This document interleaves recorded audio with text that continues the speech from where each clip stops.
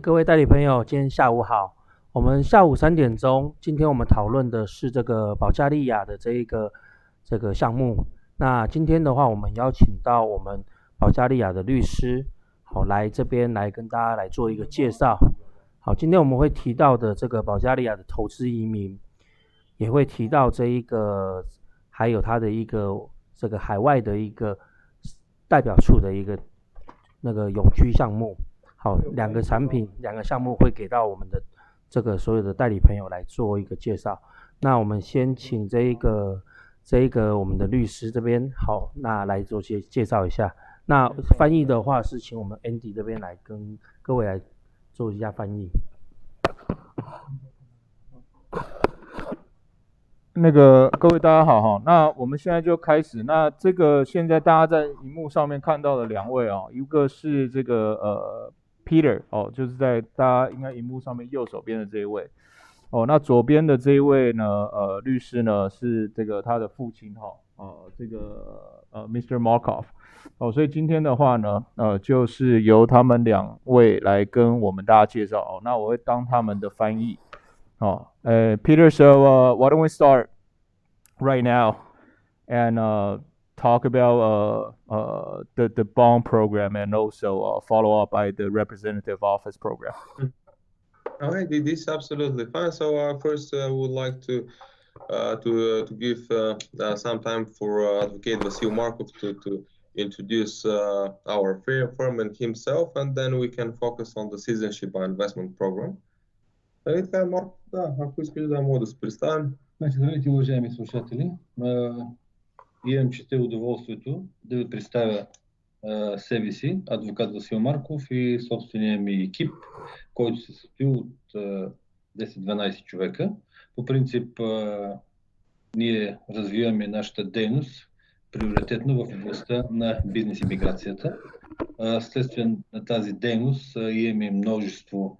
награди, асоциирани сме към множество правни директори, като Global Law Expert и други подобни. По принцип ние сме кантора, която на 100% гарантира получаването на девиза в краткосрочен план и в дългосрочен план на българско гражданство. Като цяло нашата дейност е насочена към клиентите,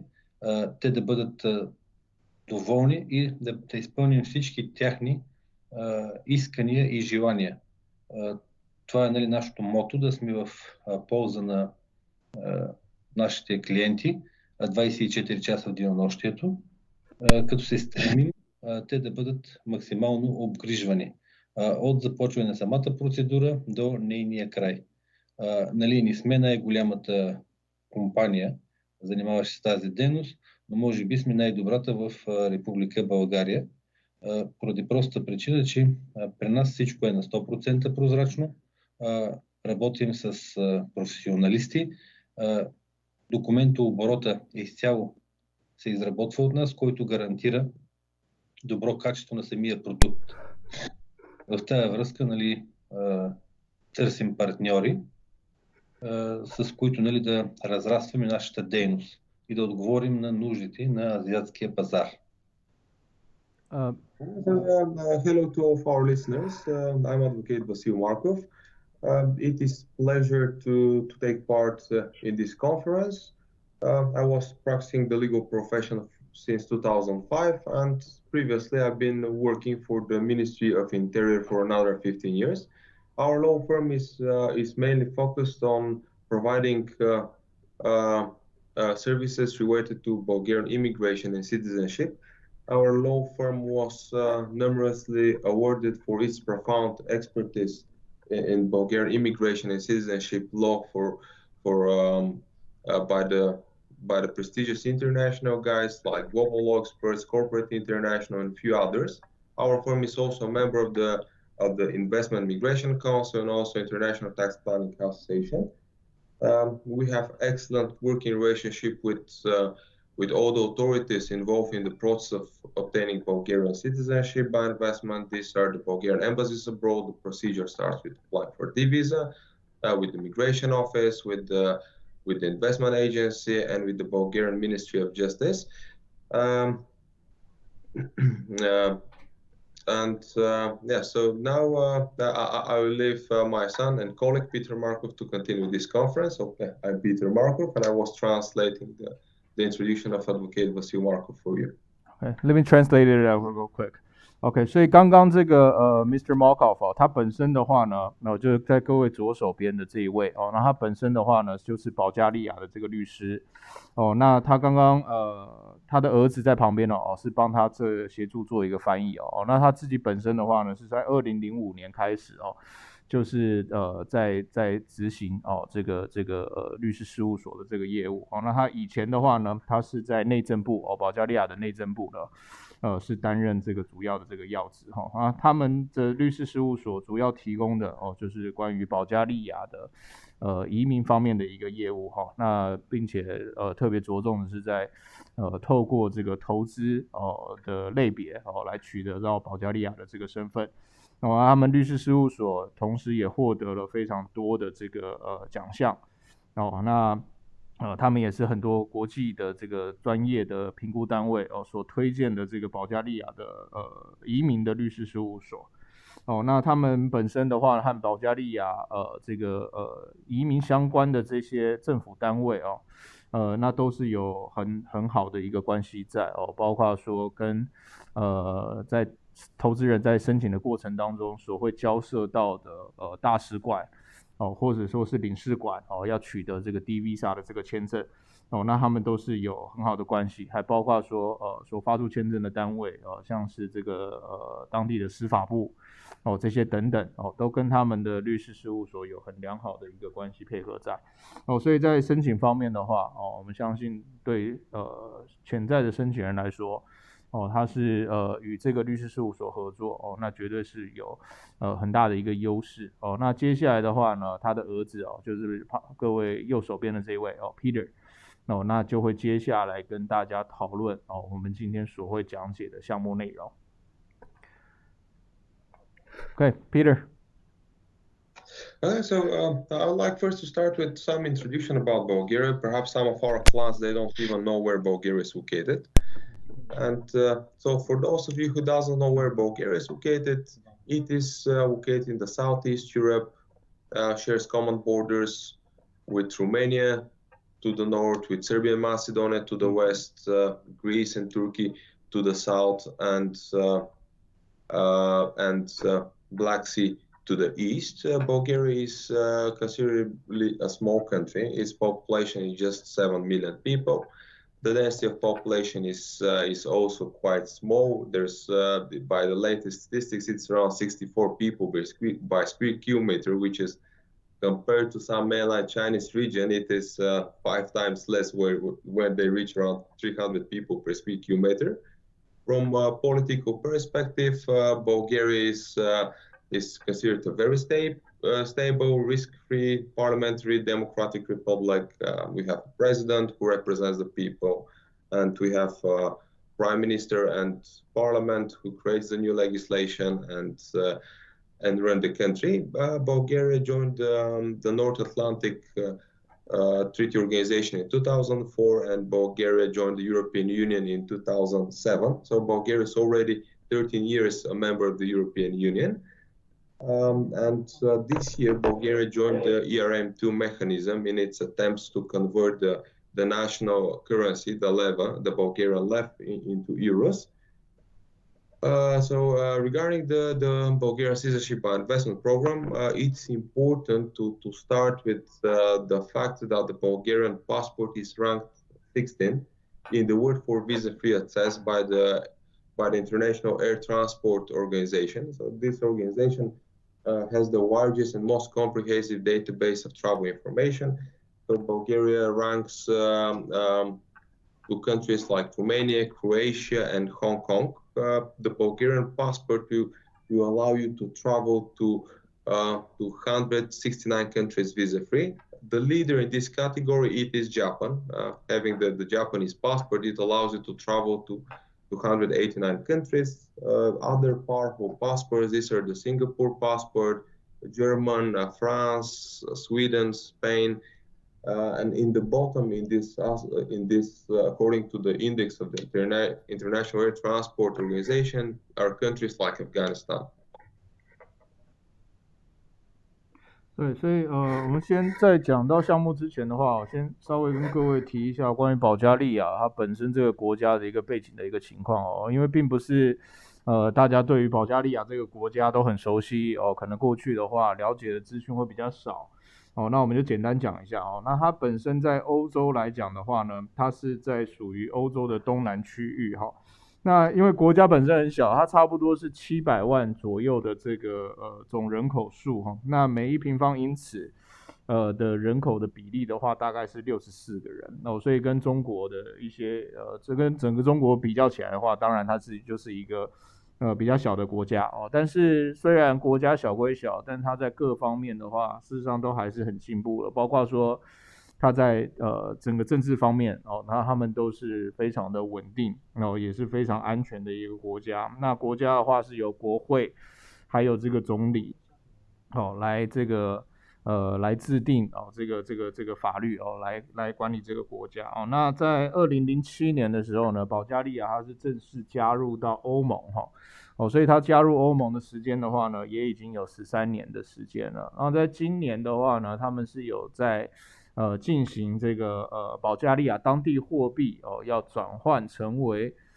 这个欧元哦作为整个国家的主要使用货币的这个申请哦，所以这个是现在在进行当中的。哦，保加利亚现在当地货币它的名字叫做 Lever 哦，就是那他们现在的话就是在转换成为使用欧元哦来做进行。那取得到保加利亚的身份哦，护照最大的一个优势，当然比较明显的优势的话，就是在于说你这个护照好不好用嘛哦，那它可以免签的国家的这个数量哦，那以这个国际的这个空运组织他们所做的一个记录哦，那它总共的话免签证的国家，保加利亚现在是169个国家哦，所以很多的这个其他世界的主要国家，你使用保加利亚的护照，事实上都是可以得到免签证的哦。那当然世界护照最多免签的国家是日本哦的护照，那它总共是289个这个免签国。哦，但是保加利亚的话呢，它总共是差不多将近是170个国家，哦，所以方便性来讲的话，哦，它还是有它的优势在。Peter, please continue. The Bulgarian citizenship program was introduced in 2013, and there are two acts that regulate the Bulgarian citizenship by investment program. This is the Foreigners Act and the Citizenship Act. So from this perspective, the Bulgarian program can be considered as two stages. So stage one is to get the permanent residency, and stage two is to get the citizenship. So the Foreigners Act regulates the permanent residency, and the act states that any person who is a non-EU citizen and who invests €500,000 in Bulgarian government bonds or in certified government projects can obtain permanent residency within 6 months. On the other hand, the Citizenship Act says that any person, non-EU citizen, who increased the investment to €1 million can obtain Bulgarian citizenship 12 months after the PR was granted. And for those of the applicants who don't increase the investment to €1 million, they can apply for citizenship 5 years later. So yeah, so the Bulgarian legislation makes a difference between the fast track and the ordinary citizenship by investment. Okay. So yeah, so Peter, let me translate those first because it's a lot of information. OK， 对，所以我们现在接下来讲的就是关于保加利亚的这个移民的法律哦。那要跟各位做第一个介绍，就是关于保加利亚我们这种如何以投资的方式来取得到护照。那这样子一个方案的话，它事实上里面是有2个主要的法令哦所来制定的。哦，那保加利亚的这种投资移民公民的方案的话，它是从2013年的时候开始进行的。哦，那里面有2个法令哈，一个叫做Foreigners Act 哦，就是外国人法。哦，另外一个呢叫做 Citizenship Act 哦，就是这个公民法。那外国人法的话呢，里面主要它所管理的范围是在取得到永居身份的这一块。那公民法的话，顾名思义就是管理到公民的这一块。那以外国人法来说的话呢，它里面所制定的是，一个申请人，一个海外的申请人，他今天只要投资50万的欧元，购买保加利亚的这个国债或者是政府所批准的这个投资的项目那他就可以在大约6个月左右的时间取得到这个 PR 就是永久居留的这个身份那在取得到永久居留身份之后呢，在刚刚提到的第2个这个法令这个 Citizenship Act 公民法，它里面有提到说，一个申请人他在取得到了这个 PR 的身份以后，他在取得到了12个月之后，他再增加他的投资双倍做出他的投资把他的投资增加至100万欧元的话那他就可以以快速的方式获取到这个护照的这个保加利亚当地的公民的身份就是取得到保加利亚的护照所以我们说为什么可以快速的取得到护照就是因为外国人法还有公民法外国人法的话是50万取得到永居公民法的话是你取得到永居之后的1年，你再做出1倍的投资增加到100万欧元，你就可以取得到了护照那如果说只是单纯以永居不通过快速通道的方式的话，那还是可以取得到公民，不过等待的时间就是5年的时间。Go ahead, Peter. The Bulgarian Citizenship by Investment Program, it allows the investors to invest in Bulgarian government bonds or in certified government projects. The bonds are considered the less risk-free financial instrument as possible because the bonds, they're guaranteed by the government. So there is any risk associated buying government bonds. The only disadvantage of the bonds is that they bring a very small profit, and their interest rate is even decreasing now because they become even more attractive. So the higher the demand for the bonds make the interest rate lower. But on the other hand, their market price increases. So some of the investors, they will make the profit selling the bonds at a higher market price than they have purchased. The bonds, they can be purchased remotely. They can be purchased in Bulgarian local currency, the Bulgarian lev, or they can be purchased in euros. Taking into account that Bulgaria most likely will exchange its national currency from leva to euro in the next few years, perhaps it is wise that clients invest in Bulgarian government bonds in euro currency. And so the bonds, these are the most risk-free financial instruments. They don't bring much profitability, but they're guaranteed by the government, and they're very liquid. So at the time when the client has to sell the bonds, the client can sell the bonds quite easily. So it is not necessary to wait for a few months to sell the bonds, but no, they're very liquid, and the selling deals, they will take not longer than a week.所以我们刚才所讲到的这个投资的话你有可能可以做出购买债券的投资那或者是投资到这个政府所批准的这些私人的投资项目那我们这边比较偏向的方案的话当然就是以这个购买债券为主原因的话呢，是因为这个政府债券它是基本上是不存在风险的所以风险是非常非常低，而且它是由政府所发行的这个公债那当然是由政府这边来做管控的一个动作所以购买债券它的优势就是因为是低风险嘛但是它当然也是有缺点缺点的话就是收益可能并不是那么的高你之后可以取回到的这个债券的收益的回报可能没有很高但是它是保本金为主的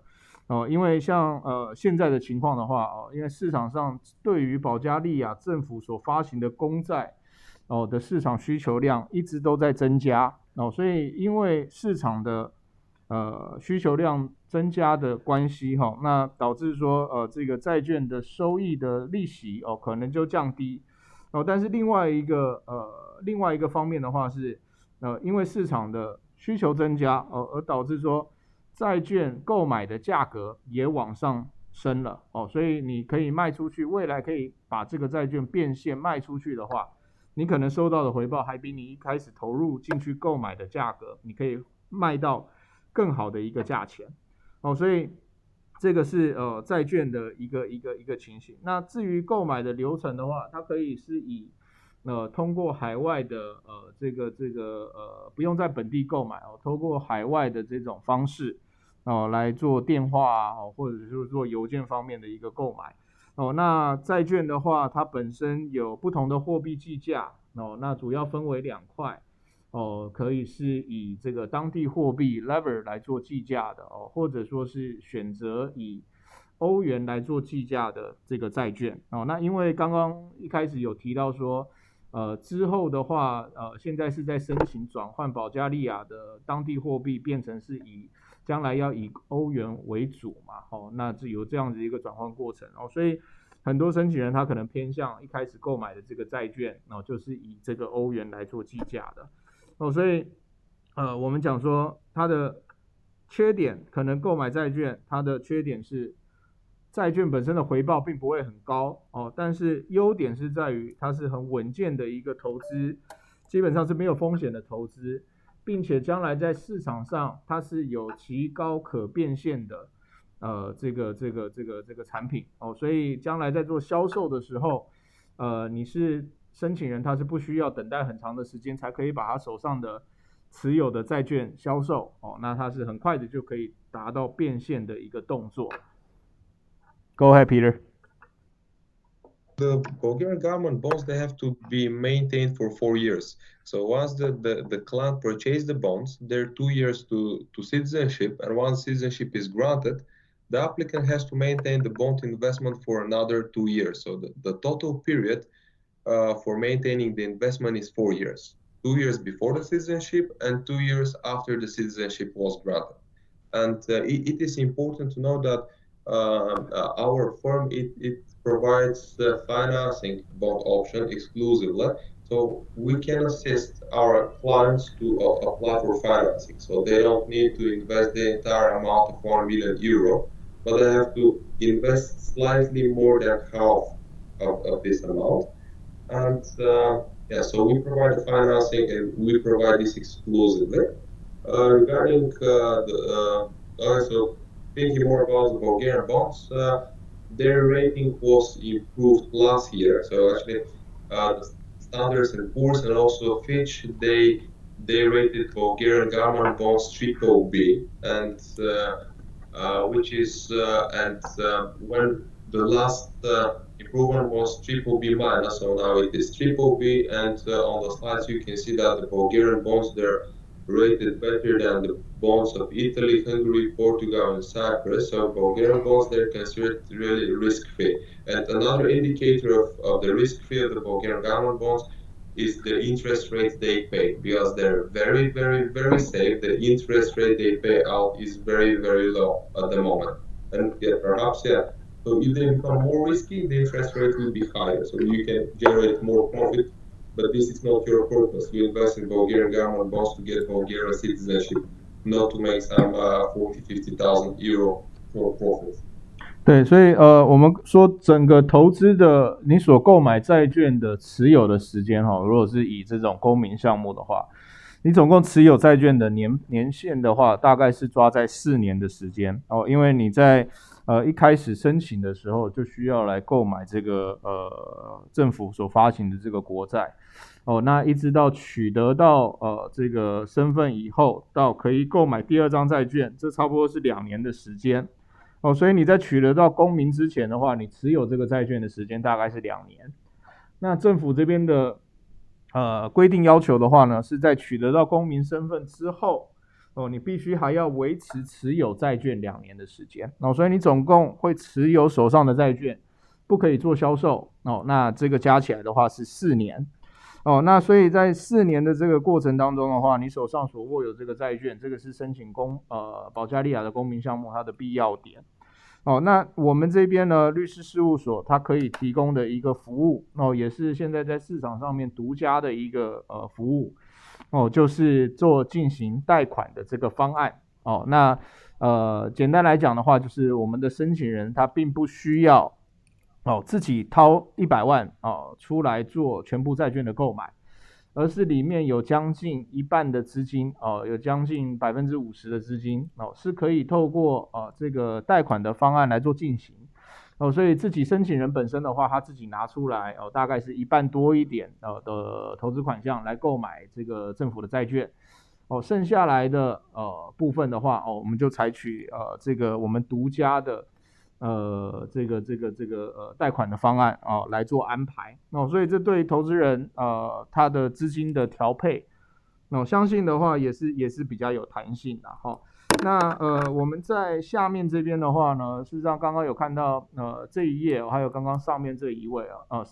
页这都是一些对于国家的债券的主要的评信的这些单位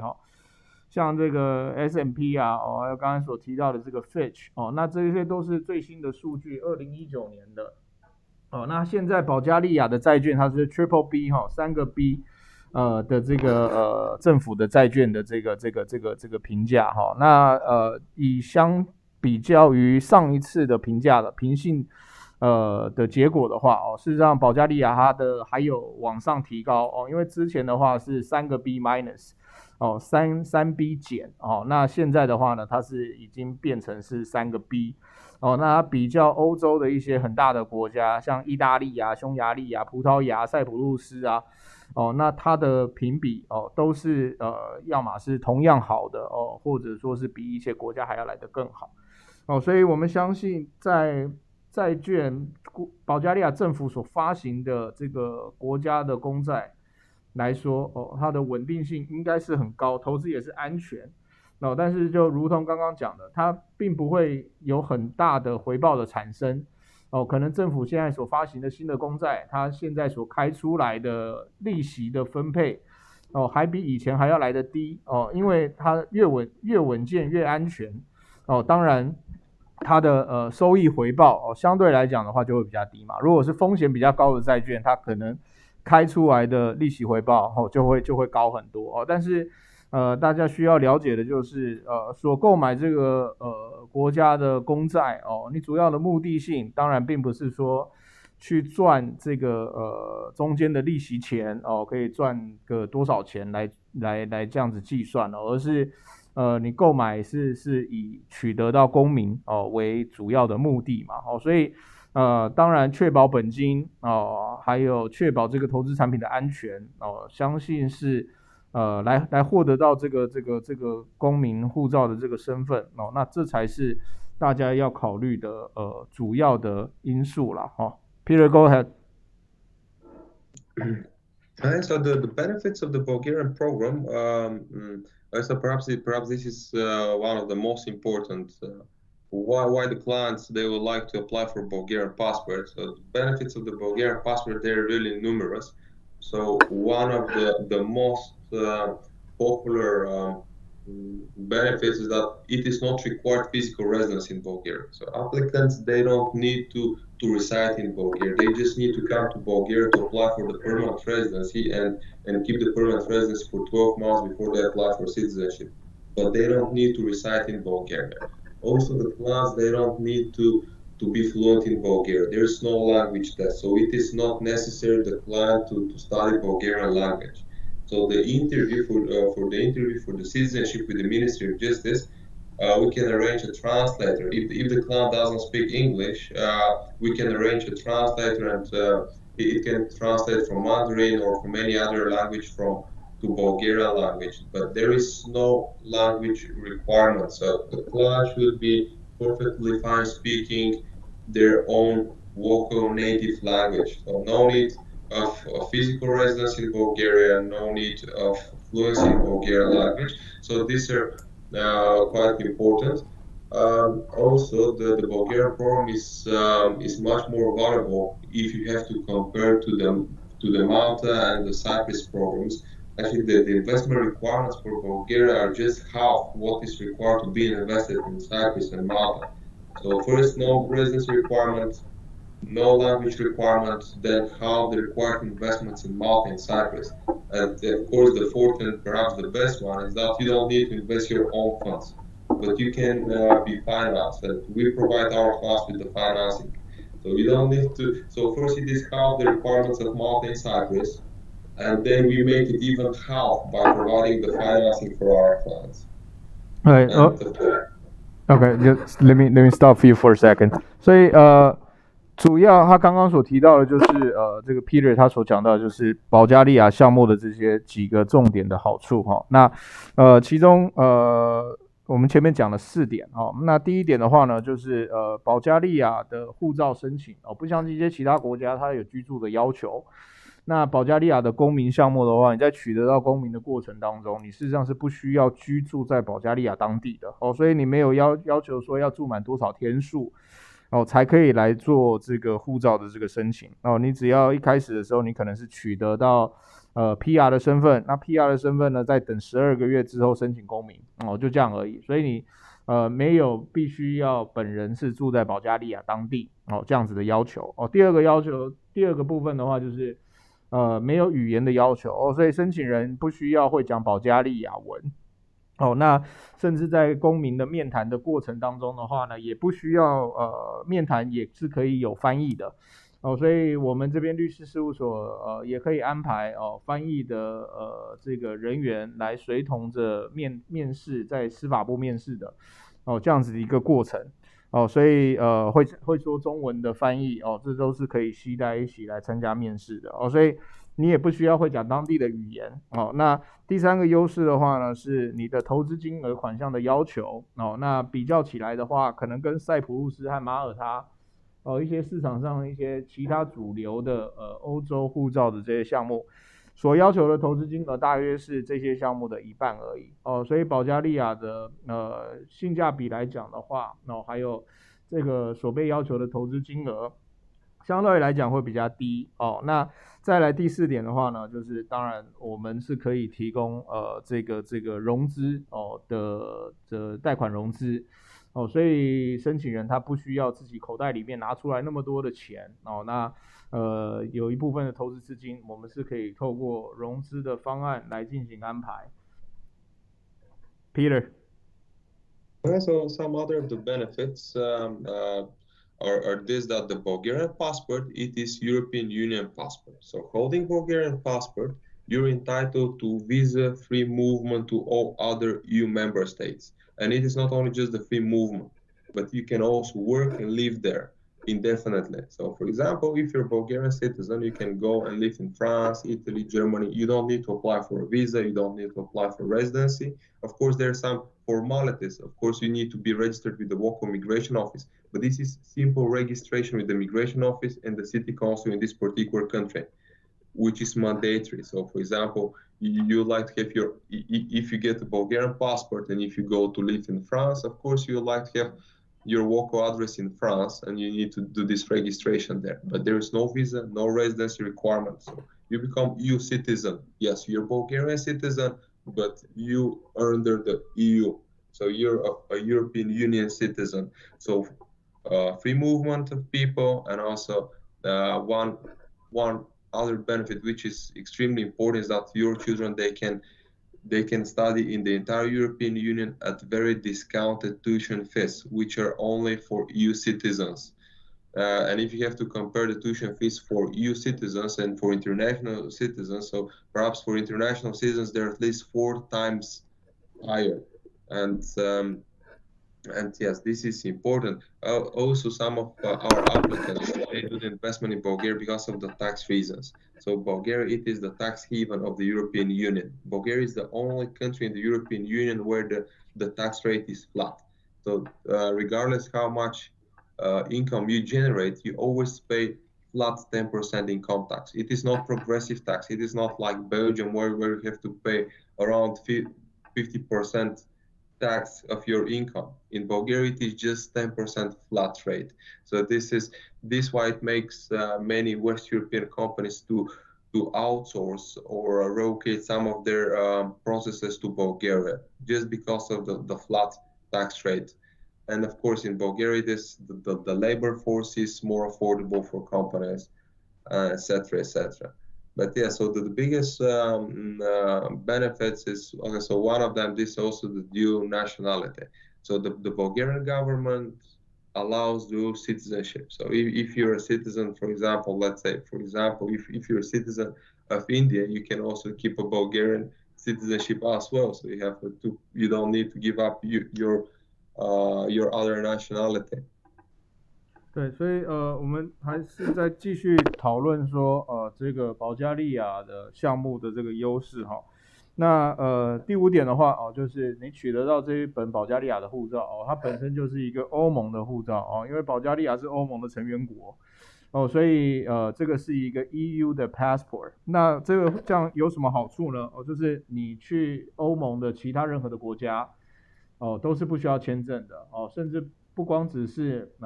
去玩，或者说是去考察你是可以搬去这些欧盟的其他国家居住或者甚至是工作在其他的欧盟国家。那当然你是可能要搬到一个地方，像法国啊、意大利啊、德国啊你要搬去那个地方住的话，你可能当地的移民的这个移民局你是必须要去做登记的这个动作但是这些都是很简单的一个程序上面的动作而已因为你是欧盟的成员国里面的公民所以你在欧盟的任何国家里面居住还有这个工作这些都是完全不受限的那另外的话呢，小孩子在欧盟国家念书你如果是欧盟的这个公民的话你在欧洲国家念书相对来讲，当然你的学费会比一般外国的国际学生还要来得低很多可能会差到4倍左右的一个金额所以小孩子在欧洲任何国家念书的话这些也都是保加利亚的这个护照它是可以做得到的那还有一点就是在税方面的一个优势因为保加利亚呢它是在欧盟的所有成员国来讲的话，它算是一个税务的天堂那因为它所收取的税呢是一致的就是10%所以不管你的收入是多高你就算收入再高的话，它也不会依照比例而增加就是10%而已所以很多的欧洲的这些公司呢他们希望把他们的公司是可以搬到保加利亚或者注册在保加利亚，一方面是保加利亚的劳工成本是比较低的那另外一块的话，那当然就是在税方面的话它是有它的优势性在那最后一点的话呢是关于这个双重国籍就是保加利亚它是承认双重国籍，所以你持有了中国的身份或者是其他国家的身份在持有保加利亚的公民的身份，这个是中间不存在任何的冲突所以他也不会说要求你来放弃你过去的这个上一个身份上一个国籍这样子。Peter。Currently, currently we offer 2 options for our clients. So we offer the fast-track non-finance option and the fast-track finance option. So the non-finance option, the client has to invest their own funds. So the client first invests €500,000, and 12 months after the PR was granted, the client increased the investment to €1 million. The client used only his own funds, so there is no financing. The client invests on funds, and then the client the investment is fully refundable after 4 years, as we discussed. And the other option is the fast-track finance option. We provide the financing, so the client invests slightly more than €500,000. To be more precise, the client has to invest €560,000, and 12 months after the PR was granted, we apply for the financing. And the rest of the investment, it is financed by the brokerage firm. So this is the only difference. So the non-finance, the client invests only own funds, and the finance option, we provide financing. Unfortunately, the financing option, it is limited. The client has to invest at least €560,000 own funds because the banks and brokers in Bulgaria, they cannot finance more than 90% of the purchase assets. So you buy Bulgarian government bonds for 506,000 euro, and the bank, they provide financing of up to 90% of the value of the bonds. 好，所以我们现在目前所提供的这个债券的方案哦，那大致上是可以分为2种做法，让投资人来做选择。哦，一种的话呢，就是快速通道哦，但是没有做贷款哦，这意味着很简单哦，就是按照政府的要求条件，申请人呢他自己来购买这个51.2万的这个国债哦，那在取得到了 PR 身份之后的1年哦，那他再购买另外一张51.2万的国债哦，所以他总共投资进去。哦，就是大概是100万欧元哦的这个国债哦，就是他自己拿出来的现金哦来做国债的购买哦。那当然在差不多第4年左右的时间哦，就是公民取得到之后的2年哦，他是可以把手上的债券都把它销售掉哦，都把它卖掉哦。所以这种是非融资的项目哦。那另外一个方案的话，就是刚刚跟各位提到的融资的方案。哦，那融资的方案的话呢，申请人呢，他就是自己投入56万的欧元，哦，来做这个债券的这个购买，哦，那购买了之后呢，到取得到公民之后的12个月，哦，那第2张的债券呢，我们帮他进行融资的动作，哦，那所谓的融资就是以第1张作为这个抵押，哦，那贷款出来。90%的一个可以贷款出来的金额是最高是90%，哦，所以再贷出来的资金哦，再帮他做第2张债券的这个购买哦，所以申请人他总共要拿出来的资金总共就是56万的欧元哦，剩余的部分的话呢哦，就是用融资的方式哦来帮他进行安排哦，那但是这个融资当然名额是有限制的哦，那所以。并不是因为资金方面的话也是要进行做安排哦，所以当然2种方案我们都可以进行哦，那也都可以确保投资人是取得到公民的这个身份。Go ahead. Okay, so now we could focus on the procedure. So as I mentioned earlier, the procedure can be considered as 2 stages. So the first stage can be considered to getting permanent residency, and the second stage, this is getting the Bulgarian citizenship. The first step of the client is to buy the bonds. So if the client would like to apply for financing, the client has to buy the bonds through a Bulgarian brokerage firm. If the client would not like to apply for financing, the client can buy the bonds from outside of Bulgaria. So let's focus on the financing option where the client buys the bonds through a Bulgarian brokerage firm. The client can purchase the bonds remotely. It is not necessary to visit Bulgaria and sign all the contracts with the brokers physically in the broker office in Sofia. No, all can be done remotely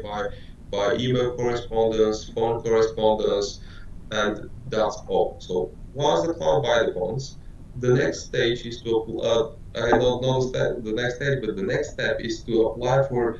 investment certificate with the Bulgarian Investment Agency. So once the client buys the bonds, we prepare a few additional documents and we prepare an application to apply for investment certificate to the investment agency. So once the agency issues the certificate, we prepare the set of investor visa application documents. And these documents the client has to submit with the nearest Bulgarian embassy or general consulate. And currently, because of the coronavirus situation right now, the Bulgarian Foreign Affairs is quite tolerant. So, for example, let's say that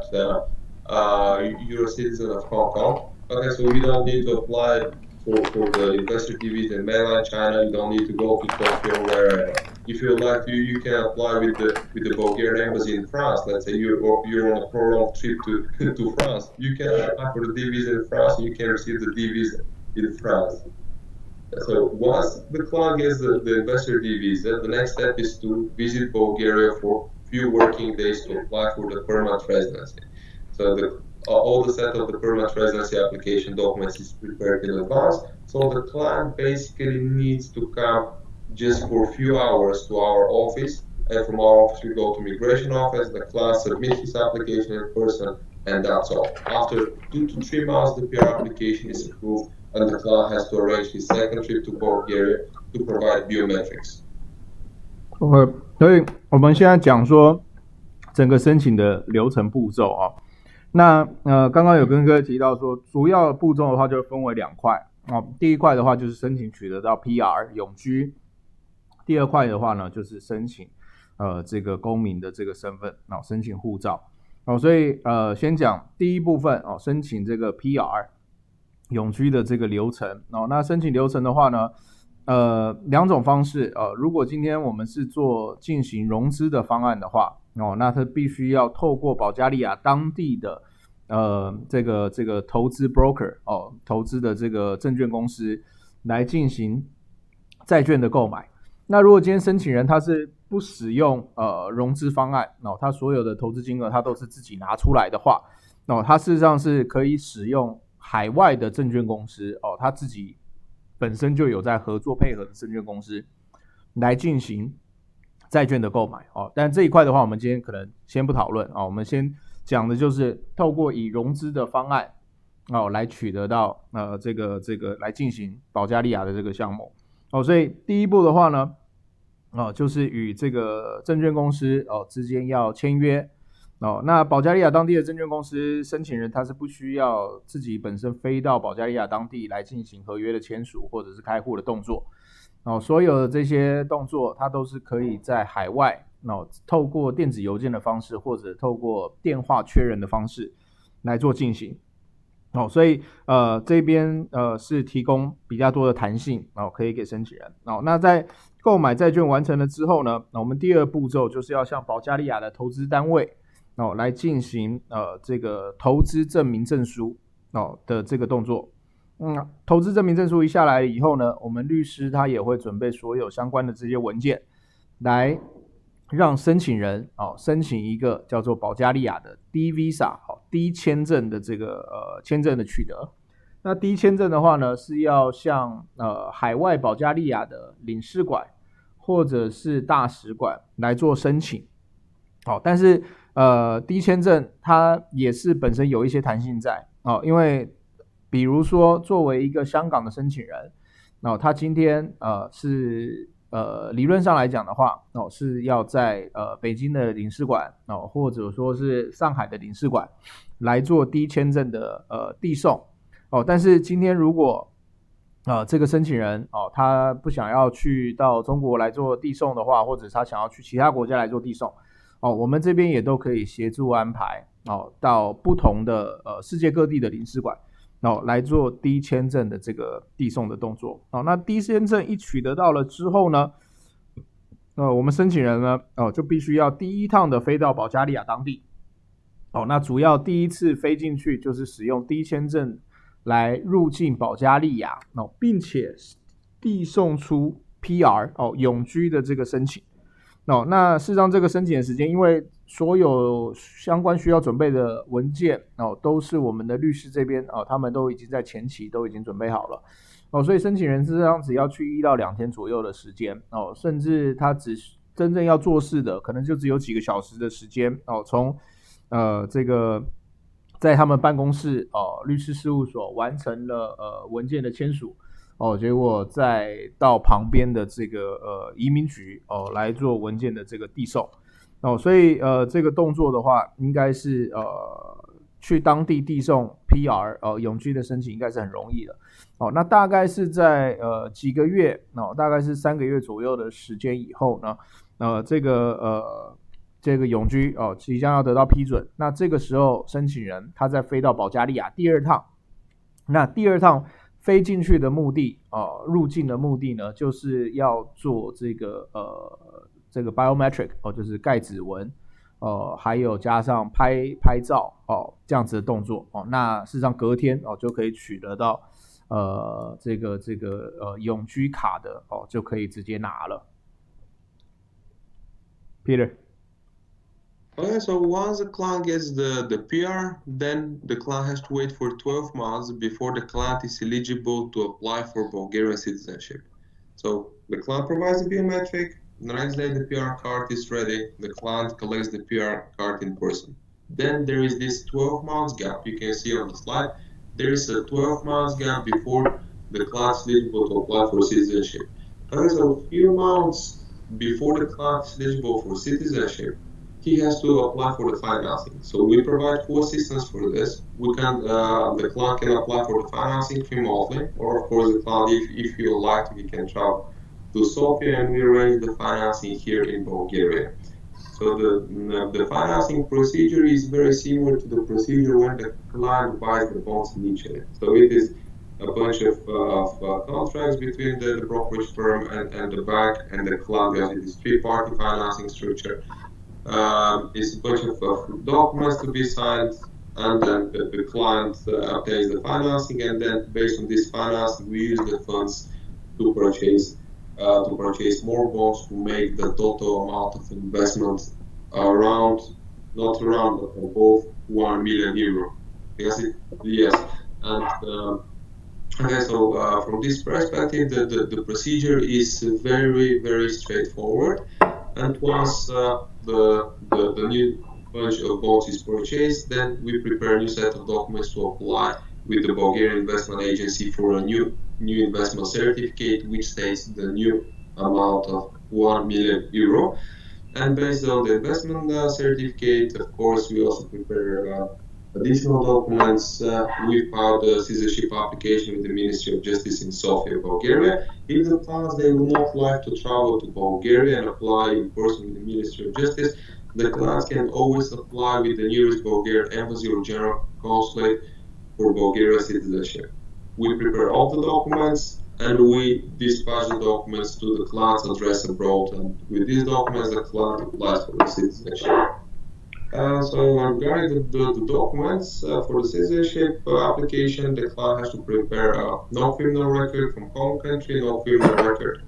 from the country of residency. If the client resides in a different country from the country of his birth, the client also has to provide the birth certificate. All these documents, they should be legalized. So let's say if the client is from mainland China, he has to legalize all these documents with the foreign affairs of mainland China, and then they have to legalize by the Bulgarian embassy in Beijing or the general consulate in Shanghai. The rest of the documents, they're prepared by our law firm. So we provide no criminal record from the Bulgarian authorities. We also provide a certificate of no prosecution from the General Public Prosecutor Office. We also prepare a few other formality documents, which the client they should not be really worried about these documents. They're just formalities. And some of our clients they ask about the medical examination test. So there is such test, and we advise our clients to do this test in Bulgaria. So it actually takes less than 1 day to complete all of the medical examinations. Of course, there's a blood test, there are X-ray tests, and a few other tests. But it is best that this test is performed in Bulgaria. We don't want to make any miscommunication, misspelling, mistakes, or whatever other mistakes in the translation of what examination you have to do, and your local hospital they may just do it wrong, not because they don't know how to do the medical examination test, but because of the miscommunication. So that is why it is best. Please come to Bulgaria to the medical examination test, and if this test is done in Bulgaria, you don't need to legalize with your foreign affairs. No need to be legalized by the Bulgarian embassies abroad, but we just get it from the local hospital, and so there's a committee of the hospital. They stamp the test, and we use this medical examination test for your citizenship application.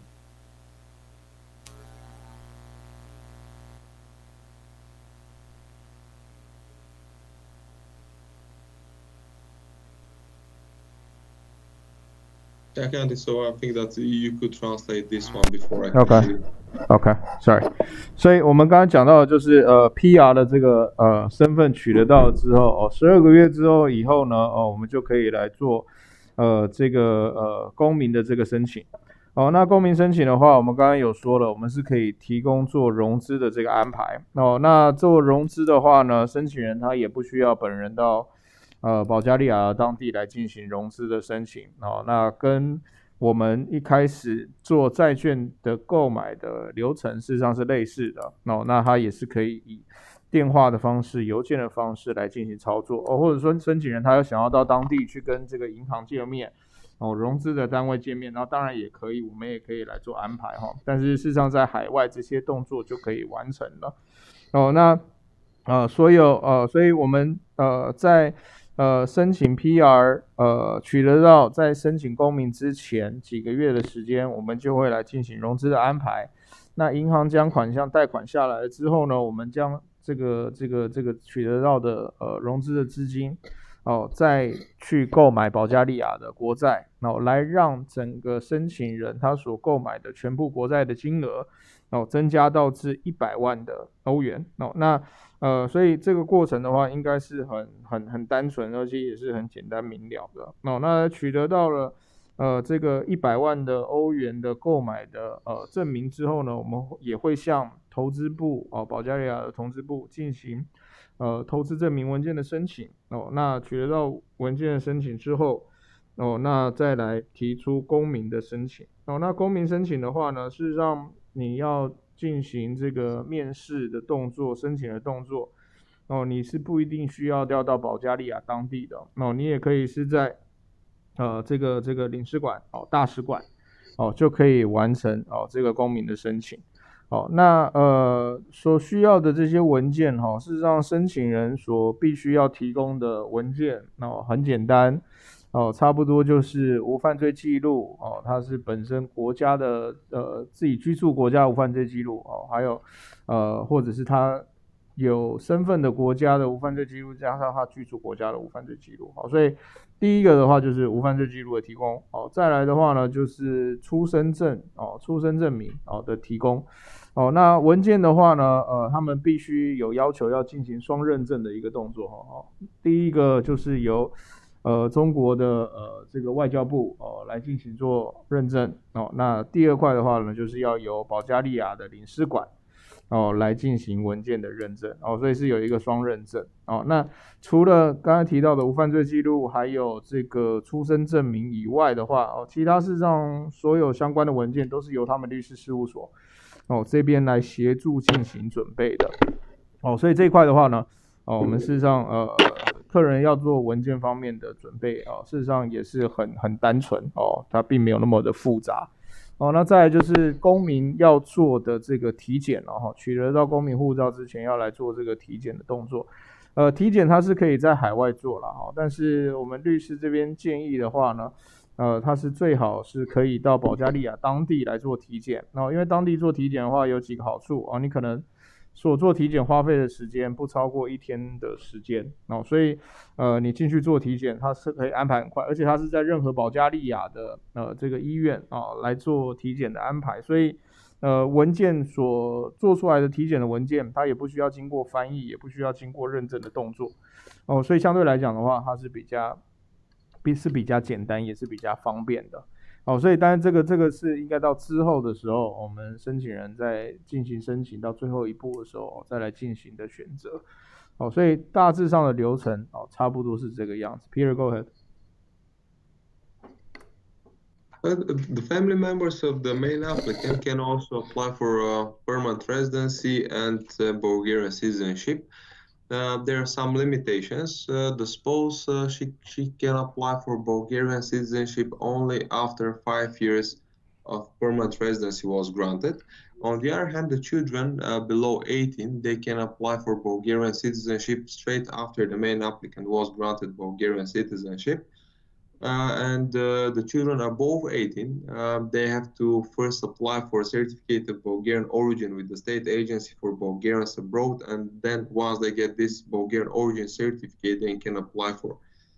Bulgarian citizenship. So yeah, so the most relaxed procedure is for the children below 18. So just to repeat, it is children below 18, they can apply for Bulgarian citizenship straight after the main applicant was granted Bulgarian citizenship. So, for example, if the main applicant is granted Bulgarian citizenship 1st of March 2020, his children, they can apply for Bulgarian citizenship, let's say 1st of April 2020. And unfortunately for the spouse, he has to wait for 5 years on permanent residency. What else? It is also important that the parents and parents of law of the main applicant, they can apply for temporary residency of Bulgaria. So the Bulgarian citizenship by investment makes it possible to bring your entire family to Bulgaria. So your spouse, your children, above or below 18, and also your parents and parents-in-law. So it is a full family package. And yes, I think Andy. 所以保加利亚它可以携带的家庭的成员哦，事实上他刚刚讲的这就是整个家庭你实际上都是可以带去哦，但是每一个家庭里面的成员的话，他所需要做的事情还有等待的时间会稍微比较不一样哦。最方便的就是18岁以下的小孩哦，因为18岁以下的小孩主申请人在取得到了公民身份之后，18岁以下的小孩他也可以马上取得到公民的身份。那18岁以上的小孩他也是可以申请的哦，那只不过他是要申请另外一个通道哦，在这个叫做这个 Origin of Certificate 哦，就是他因为他是仰赖着保加利亚人来为他申请的公民的身份哦，所以必须要有额外的一个步骤哦，要来做哦，但是这些速度相对来讲的话都会比较快哦，那稍微比较麻烦的哦，比较不一样的哦，就是他的配偶哦，因为配偶的话他是自己有额外的一个通道哈。那配偶的话呢，他是在主申请人取得到了永居之后呢，他也可以获得永居哦，但是他自己的公民的身份，配偶他是必须要等待取得到永居之后的5年，他才可以取得到公民的身份哦。所以配偶来讲的话，他是没有快速通道的进行哦，所以配偶他就是要等待的时间会稍微比较长一些哦。不过另外的优势的话呢，是这个主申请人的父母亲，还有主申请人他的岳父岳母哦，那就是配偶的父母亲，这些也都可以一并的来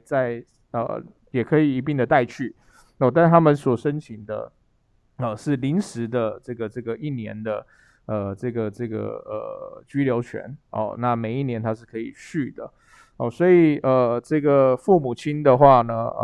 所以我们简单来讲就是主申请人他的配偶、他的小孩子18岁以下、18岁以上，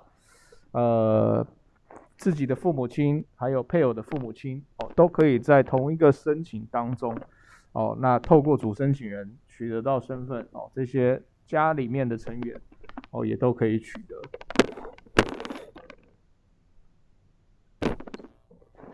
Should we start questions or? 我们现在我觉得我们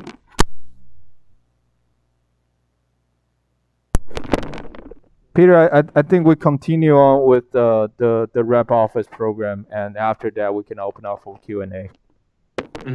Okay, this is fine. Okay, so the Bulgaria Trade Rep Office program, it is suitable for people who don't want to invest that much as for the citizenship by investment program. So the Trade Rep Office program is much more affordable. So the eligibility criteria for the Trade Rep Office requires that you have a limited company abroad. So let's say you have a company anywhere in the European Union, or you have a company in Asia or in the United States. This makes you suitable to open a Trade Rep Office and apply for a Bulgarian business D visa and temporary residency. And so the temporary residency is renewable annually. It is valid for 12 months, so the applicant has to visit Bulgaria every 12 months to renew this temporary residency, and this temporary residency leads to permanent residency. Of course, in this case, the client has their physical residence requirements. So if the client would like to convert the temporary residency to permanent residency, the client has to spend 30 months for the last 5 years period. So you don't need to stay for 30 months in a row, but you have to stay 30 months in these 5 years. So let's say that you stay for 2 months this year, 8 months next year, and 6 months the year after, but the total amount you have to stay for 30 months in the last 5 years to convert the temporary residency into permanent residency. 对，我们刚刚所讲的就是投资移民的部分以购买债券为主。那我们接下来跟各位讲的是我们所做的另外的一个方案那这个方案的话呢，叫做海外的这个在保加利亚设立海外公司的代表处代表办公室的一个项目。那这个项目呢，它的优势是在于说，你就不需要来进行投资的动作所以你所要拿出来的资金你的花费开销相对来讲会更加的容易承担因为会比较便宜那简单来说的话，就是一个申请人他今天在海外，他不管是在亚洲、在美国或者在欧洲其他国家他有他自己的公司那他自己是希望他可以在这个保加利亚当地来设立一个公司的这个代表处。那透过这个方式呢，来取得到低签证商业低签证取得到商业低签证之后呢，来申请临时的永居权那这个临时居住权的话呢，它是12个月的有效期它是每一年的话呢你都是要入境到保加利亚来更新你的这个临时居留权的这个做这个申请那这样子的申请的话呢，也是可以来最后转换成为永居的身份那他所要求的条件就是你在取得到临时居留权的5年的过程当中，你任何时间在这5年当中里面，你有30个月，也就是2年半的时间，你是居住在保加利亚当地的那这样子的话呢到了之后，你就可以将你的临时居留权转换成为永久居留权那这个30个月也不是连续性的居住所以我可以一次待个2个月、3个月待个8个月那只是说在5年的阶段当中，有2年半的时间是在保加利亚当地就可以将临时居留权转换成永久居留权。Peter。Yes, so the most important that the companies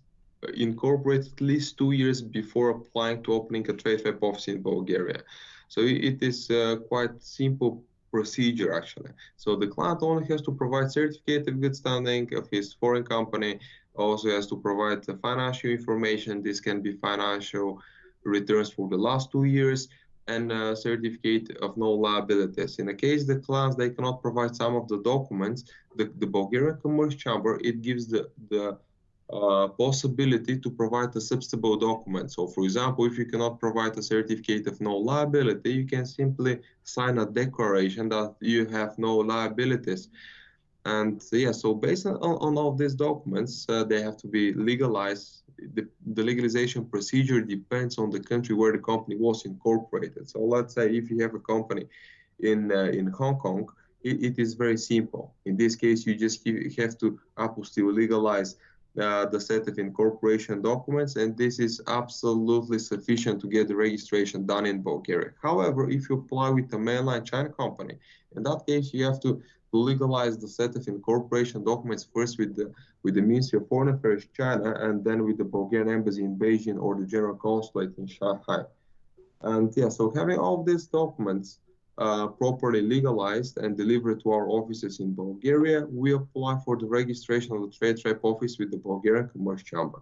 So once we receive all these documents, it takes around 4 weeks to prepare the set of business visa application documents. So these business visa application documents, it is fully prepared by us. So the only things you have to provide is the set of company documents and non-criminal record from your country of origin or the country of residence. So the difference between the requirements of no criminal records, if you have to compare to the Citizenship by Investment Program, when you apply for Bulgarian citizenship, you have to provide no criminal record from country of residence and home country. However, when you apply for business visa and temporary residency, you have to provide only a non-criminal record by your choice, by the country of residence or by home country, which makes the procedure slightly less strict compared to the citizenship by investment, no criminal records requirements. And yeah, so you apply for the business D visa. It is approved within 4 to 6 weeks by the Bulgarian embassy abroad, and then you have to plan your visit to Bulgaria. So you need to come to Bulgaria just for a day to submit your application in person, and then within 14 calendar days, your temporary residency application is approved. So there are two options. You can stay and wait in Bulgaria for 2 weeks till the residency is approved, or alternatively, you can return back to Bulgaria after 2 weeks when the application is approved. So you provide biometrics on day one, and on the next day, you receive the residency card.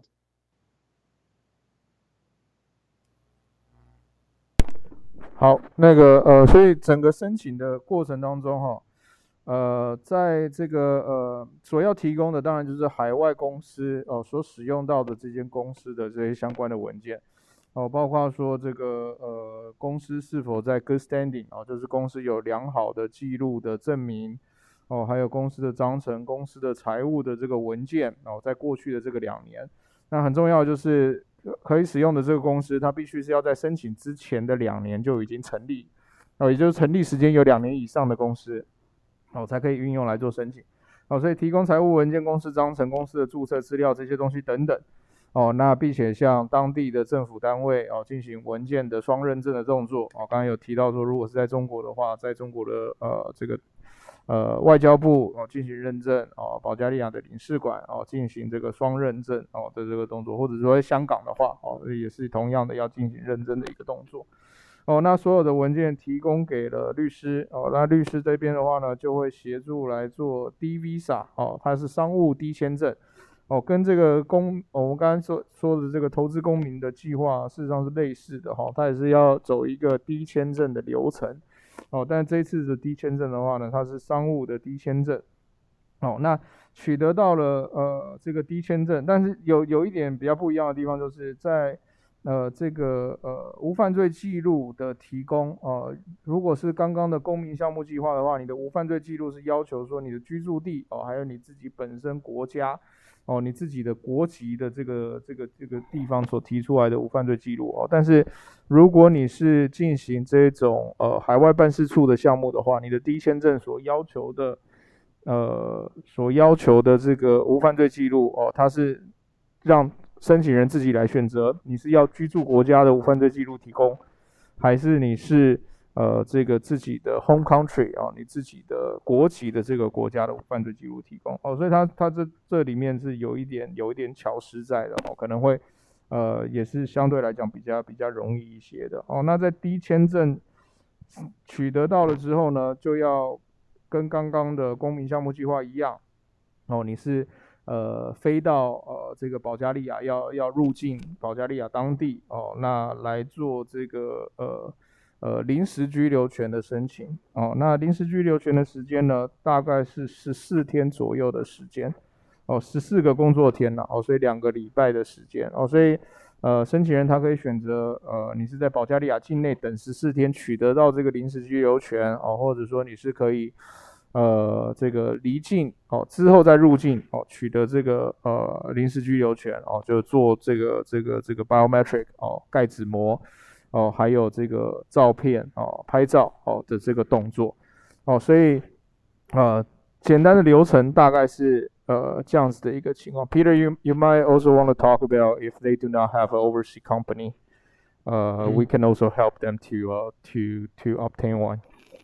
Yes, exactly. So, okay, so if you don't have a company, we can arrange for you a company that was already incorporated 2 years ago, and we can provide all of the documents that are needed, like the certificate of standing, financial documents, all other certificates that are required for doing the registration in Bulgaria. So, if you don't have a company, you still can participate. We just arrange for you a company that was incorporated at least 2 years ago. And it is important for clients to know that we also transfer the ownership and the directorship of this company. So we don't, they don't borrow a company from us, but we just transfer the ownership and the directorship of already incorporated company to them. So this company becomes the client company. Of course, all these companies, which can be arranged, they're free of any liabilities. And of course, we also arrange and provide to the client certificate of no liabilities before transferring the ownership and the directorship of this company to them. So if you don't have company, we arrange for you a clean, ready-made company that can be used for the procedures of the trade representative office.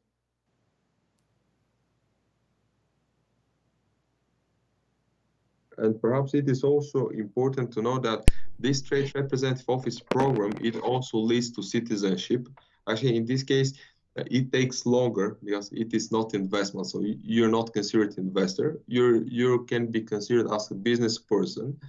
and that's why it takes longer. So first, it takes you 5 years from to permanent residency, and as you know, there's physical residence requirements. So you have to spend 2.5 years for the 5 years in Bulgaria, and then from the PR, it takes you another 5 years before you be eligible for Bulgarian citizenship. 所以我们刚刚讲到的一点，就是如果今天申请人他是要申请这个海外办事处的项目，那他自己本身没有公司，或者说没有合适的公司可以来提供出来相关的文件，那我们律师楼这边也可以来协助安排，申请人他购买这个我们所安排公司的这个股份，那我们所找寻到的合格的公司跟他做配对的这个动作，那当然双方签署是真实的进行公司股份的转移，那以这样子的方式的话，就算他自己没有公司，那我们也可以协助来让他取得到一个公司的一个合格公司的股份。那下一步的话就是进行这种海外办事处的方案，它也是可以最终获得到公民的身份，只不过你要等待的时间相对来讲就会比较长，原因是因为你是透过商业行为，生意上面往来的一个关系来取得到你的这个居留权，所以你在前期的永居的话，你就是要花5年的时间，并且有2年半的时间是居住在当地，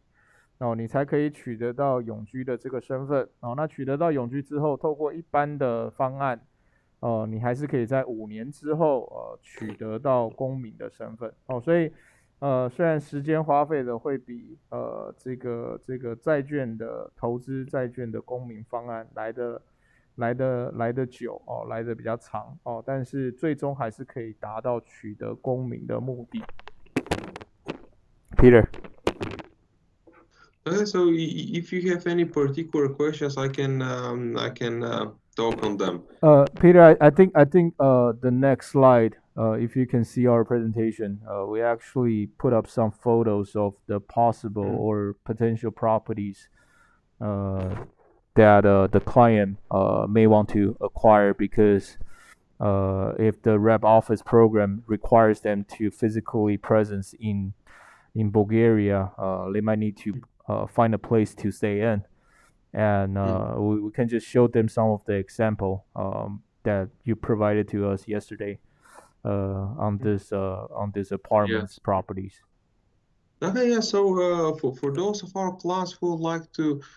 convert the temporary residency into permanent residency, we can assist them to buy a property in Sofia. Sofia is the capital city of Bulgaria. It is the business hub of Bulgaria, or in Plovdiv. Plovdiv, on the other hand, it is the second biggest city of Bulgaria, and it is the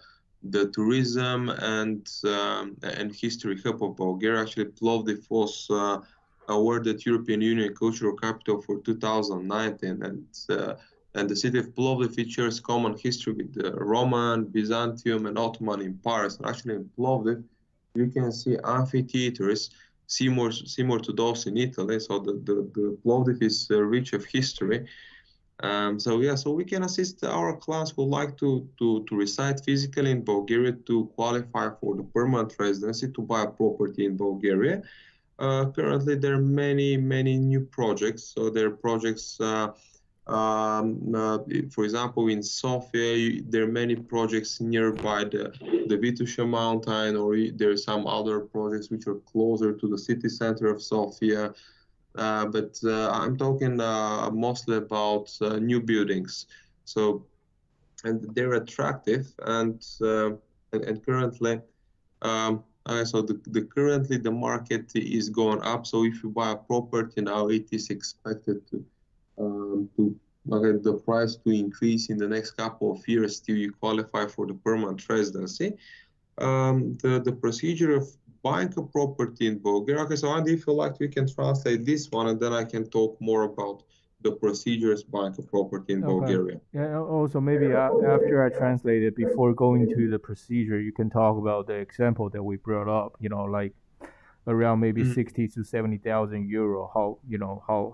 big the property can be, and just to give out some basic layout of the specs. Yes. Okay, so class, they should expect the prices of around €1,000 per square meter. So actually, this is the actual price. This is the market price. This is not a price that is overcharging the clients. But in Sofia, the prices, they start from €1,000 per square meter. This is the market price, and this is the real price. And for this price of, let's say, for €60,000, you can expect that you purchase a property, let's say a flat studio, which would be around 60 square meters. So in this 60 square meter, you can have like one small cozy apartment, which has one bedroom, kitchen, and living room, small terrace, but this is and you can have this in a distance of, let's say, 10-15 minutes from the city center. The project which I sent to Andy yesterday, this is about one of the projects in Ovčekupi district. So it is not far from the city center. Also, you have a tube station nearby. So from a transportation point of view, it is quite convenient. But even if you don't take the tube, it is 10-15 minutes driving to the city center. And to have a better pricing and to have more value for your money, so you invest less money and you get more square meters. In other words, you buy a bigger property. You can buy a property which is under construction. And I'm not talking about properties that are set to start construction in 2 years and the project to be completed in 5 years. But I'm talking about projects who already got all the permissions and they're under a process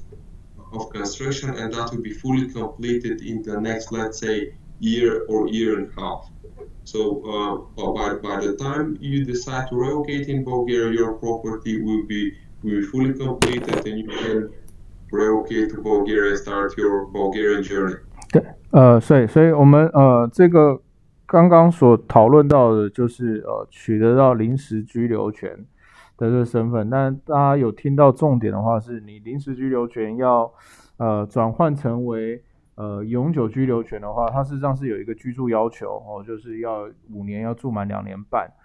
所以我们这边律师的话，我们也有协助可以来进行这个房地产的购买的配合那因为如果是真的要到当地要居住的话，那当然是要找一个地方来住嘛所以我们做了一个这个简单的一个样本给各位来做参考，大概当地的房地产的一个情况那我们是可以协助在保加利亚的首都 Sofia 来这个来提供这个房地产的选项或者是我们可以在它的第2大城市叫做 Plovdiv那这个地方呢，我们也有房地产可以来跟投资人来做推荐那这些地方的房地产的话，我们就以现在照片上面的这一张这个东西当做是一个参考那在首都 Sofia 它的价格的话呢，大概就是1平米大概是在1000块钱欧元所以我们说一个6万块钱到7万块钱欧元的项目的话，它大概就可以买到60到70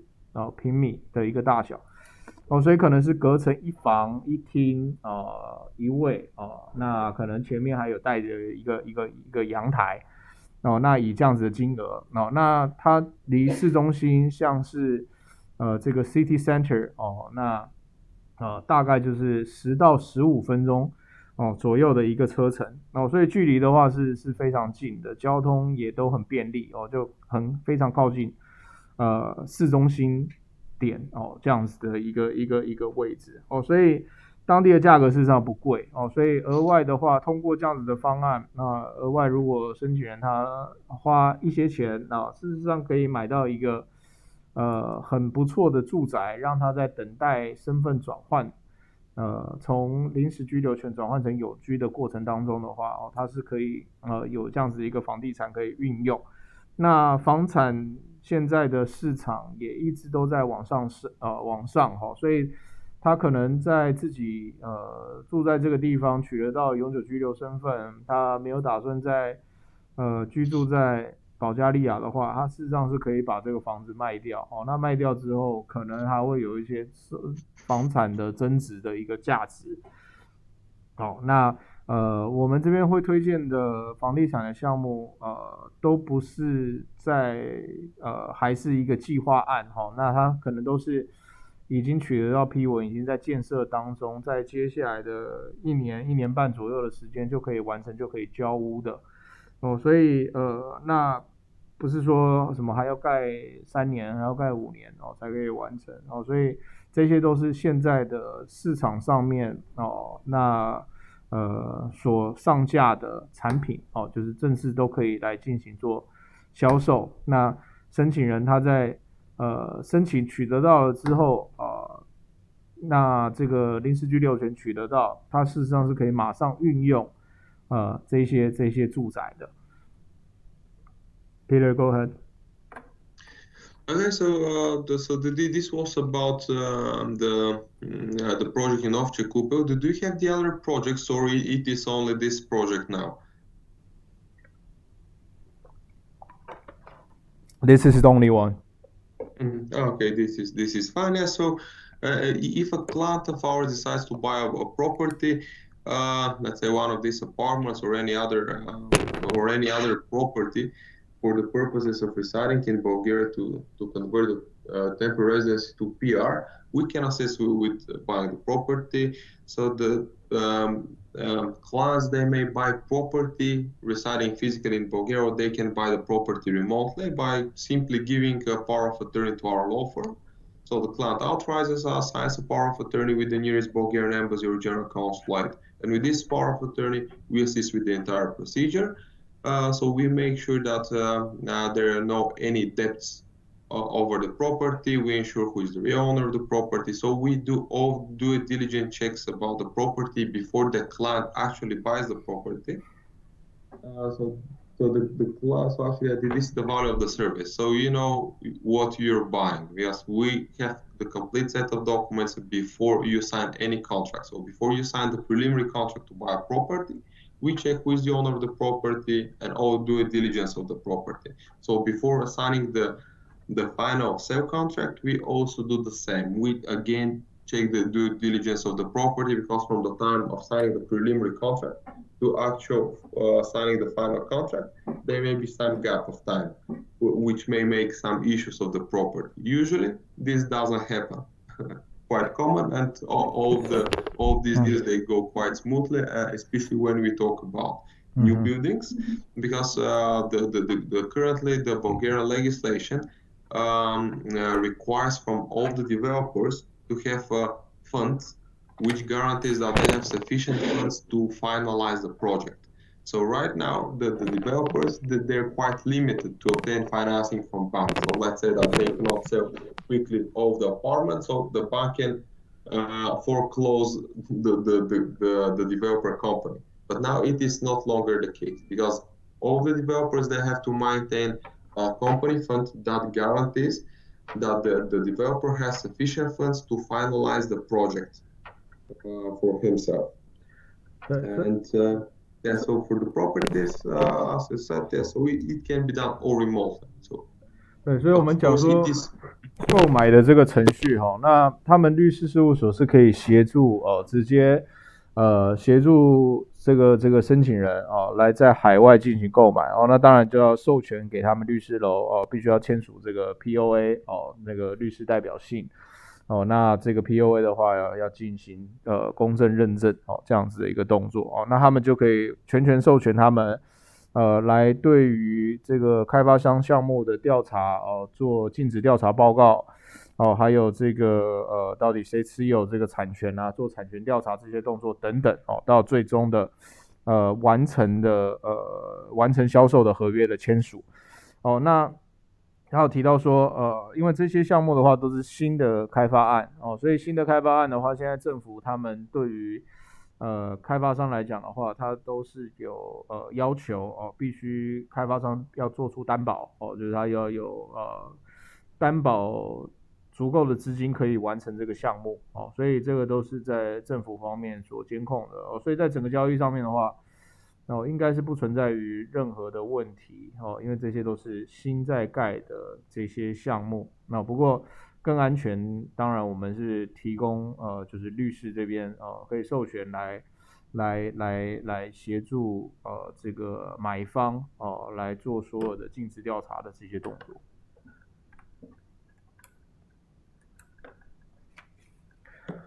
Peter? Yes, sir. Listening. Okay, so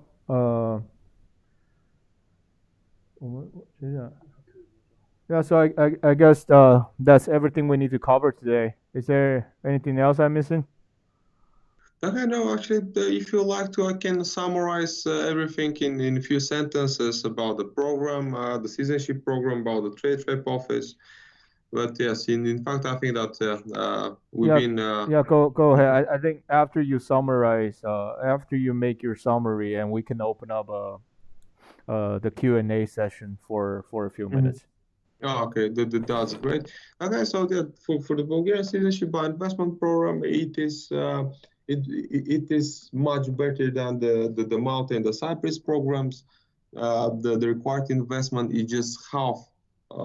what is required to be invested in Cyprus and in Malta. Also in Bulgaria, we can assist you with financing. So this makes the investment amounts requirement even lower, getting the financing. There is no physical residency requirements. There is no language test requirement. You can bring your entire family, your children below and above 18. They can apply for citizenship. Your spouse can apply for Bulgarian citizenship 5 years after she gets the PR. Parents-in-law, they can apply for temporary residency. This makes the entire family. The Bulgarian passport is a European Union passport, so you have the same rights as all other EU citizens. Bulgarian passport is considered quite strong. It is ranked 16 in the world for visa-free access. You have all of these benefits: free movement, free work in the entire European Union. So to maintain the passport, there is no such a thing as maintaining the passport. Once you're granted Bulgarian passport, you're a Bulgarian citizen. The only thing you have to mind is that you have to maintain the investment for totally 4 years, so 2 years time till you get the passport and the citizenship and the passport, and 2 years after you have been granted Bulgarian citizenship. So this is the most important. For the citizenship by investment program. If you like to, you can translate this first. Okay, 所以我们在做问与答之前的话，我们做一个简单的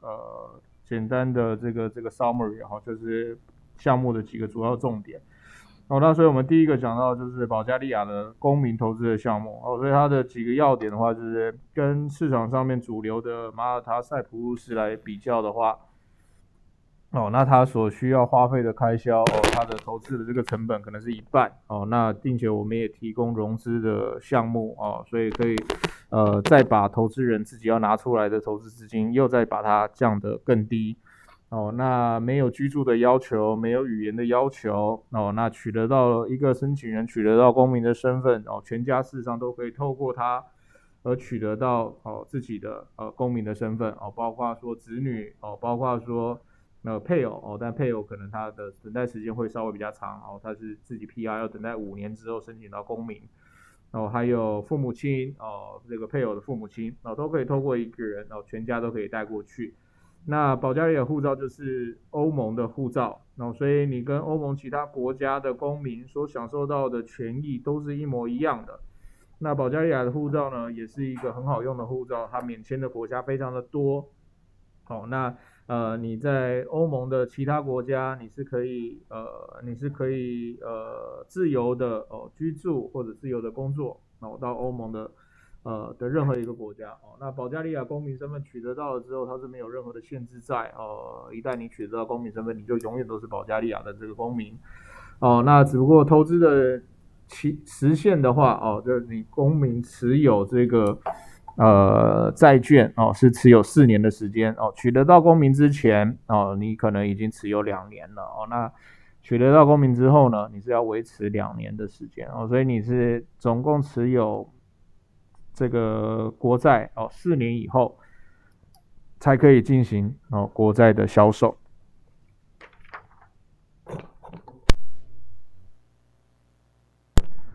Okay, so and the summary for the trade type office program, it is another option for immigrating to Bulgaria. The requirements are quite lower. You have to the financial requirements. You don't need to invest €500,000 and then apply for financing. No, you just need to have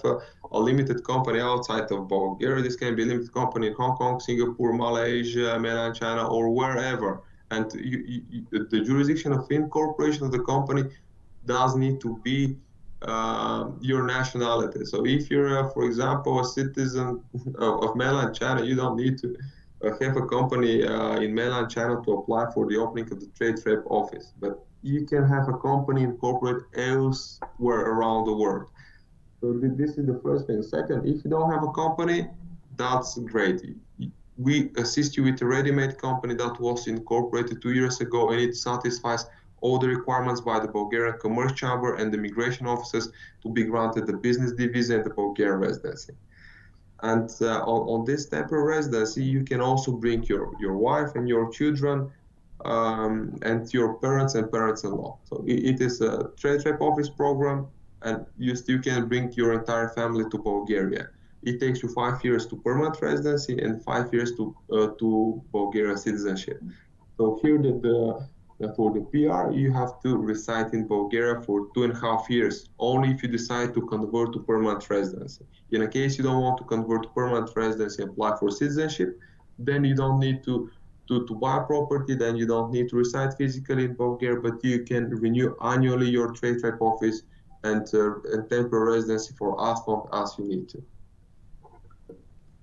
好，所以我们第二个部分讲的就是这个海外办事处的这个项目哈。那所以这个项目的话，它当然成立海外办事处那它是优势很明显就是费用开销就会比较投资项目的话来得低很多那你自己在海外有一间公司不管是在世界的任何地方所拥有的这个公司那跟你自己的国籍，你的公司也不一定是要在法律的管辖，是在同一个区域所以你是中国的公民，就在其他的国家有公司，你也是可以来做运用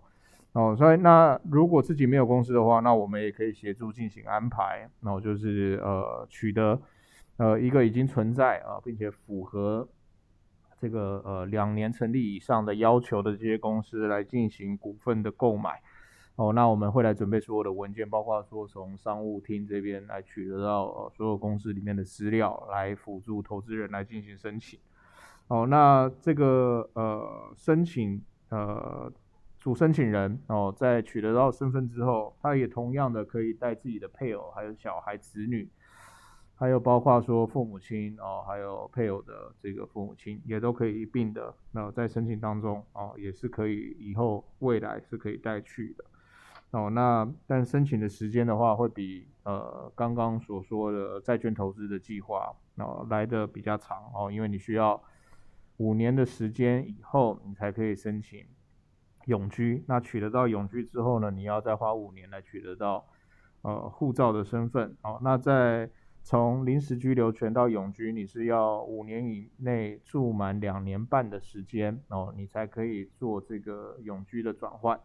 那如果今天申请人他说我没有要申请永久居留权，我只要这种临时居留权那也可以那就没有任何的居住要求，那你就是每1年的时间来进行这个临时居留权的续签那你是可以一直持有临时居留权的所以这个是这个项目的重点。Peter? Yes, sir. Okay, so I guess we open up to answer some questions. Okay. 好，所以我们现在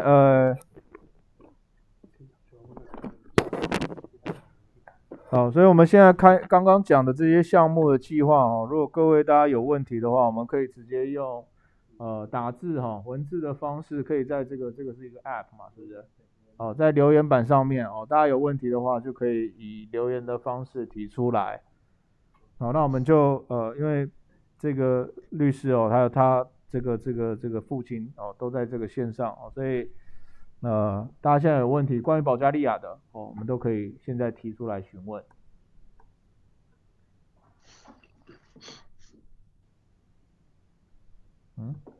Yeah. No question yet. I guess we did such a good job explaining everything.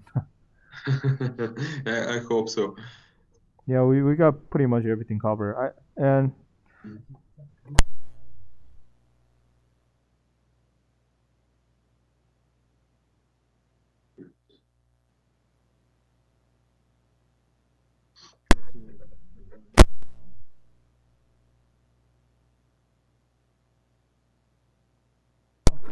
Yeah, so Peter, I think it's also worth to mention that so the total market price for that we are offering for the rep office program, combining with the purchasing of the real estate, is around 150,000 euro. Mm-hmm. So 95,000 goes into the fees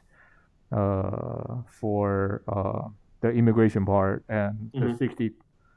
60,000 will be used to acquire the property. So making it very competitive compared with the other similar programs that other European countries offering. Mm-hmm. Okay, yeah, so we have to compare the temporary residency program in Bulgaria. It is quite affordable because first you buy a property, which price will be increased, because Bulgaria now, as I mentioned earlier in our discussion, Bulgaria is planning to exchange its national currency, the leva, into euros. So this will automatically make the market price of the properties more expensive. So the people who buy the property now the price of their property will increase at least with let's say 15-20% when we accept the euro currency. I mean, this will happen in the next 3-4 years, but anyway, our clients then they're not in a rush, because if they would like to apply for permanent residency, they have to maintain the temporary residency for 5 years anyway. So from this perspective, buying a property in Sofia may be a good investment. Of course, you cannot expect that you make 100 or 200% markup on the sale of the property, but it is still good investment, making, let's say, between 3 and 6% property increase per year. So it is still good. 对，所以我们这边的话，刚刚补充了一点，就是关于那个代表办公室的项目代表处的这种方案。那我们希望设定的价格的话，在法律服务方面的话，大概是抓在现在就讲说市场的价格大概是9.5万欧元了。所以那再加上说，如果申请人他要来购买一个6万欧元左右的当地的房地产那全部加起来，它总共的开销加上房产的话，大概是15.5万欧元。所以跟其他的这种欧盟其他国家他们所推出的类似的这种方案的话，我们认为这样子的价格，那买房子而且也取得到这个身份的话，那应该是还蛮有竞争力的。那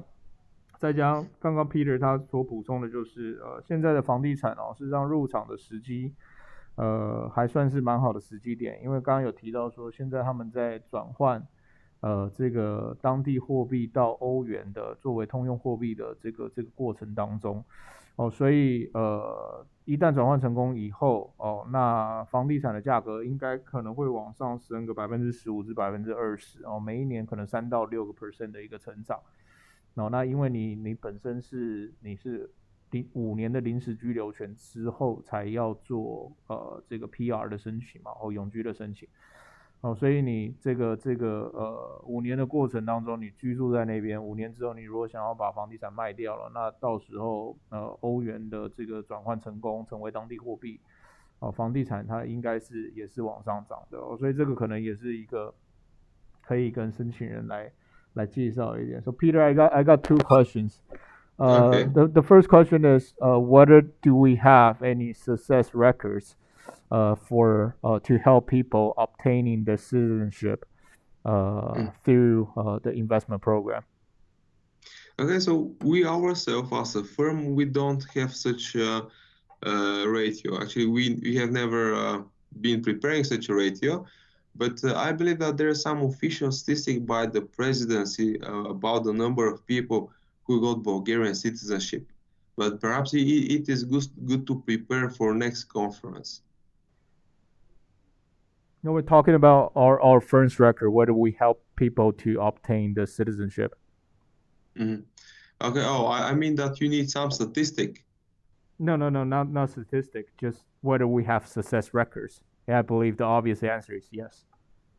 Yes, yeah, of course. Actually, if you like, we can also share some feedback from our clients, or we can provide some contact details of clients as references. Right. 对，所以公民那当然我们是有成功的案例。那我们律师事务所这边的话，如果到时候大家有兴趣的话，我们可以准备一些成功案例的一些资料可以之后给大家来看哈。So the second question is about the financing option. Can we explain in more detail about how this financing works? Mm-hmm. Yes, of course. Okay, so the financing. Okay, so in Bulgaria, the financing it is one of this. Okay, so in general, it is more complex because we cannot apply directly for financing from the bank, but we always have a middleman, and this middleman is a brokerage firm. So the brokerage firm assists us to get financing from the bank. So it is like a three-party. So the bank is at the top, the broker is in the middle, and the client is at the bottom. So the client applies for financing to the brokerage firm, and the brokerage firm obtains the financing from the bank. And the client gets the finance actually from the broker, but the funds they've been provided by the bank. But in the process, from a legal perspective,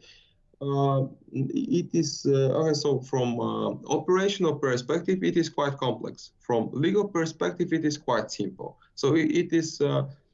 a service that is prepared and based on documents. So the broker has their contracts, the bank has their contracts, all we sign and we get the financing, and it is arranged within 2 weeks from applying to the broker.